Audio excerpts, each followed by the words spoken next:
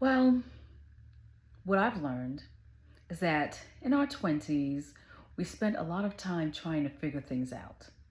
In our 30s, we were building things. And in our 40s, we're just trying to hold things together. And now that we've regained some of our time because our kids are more independent, we are asked to be their bridge. Be the bridge to Gen Z and simply get out of the way.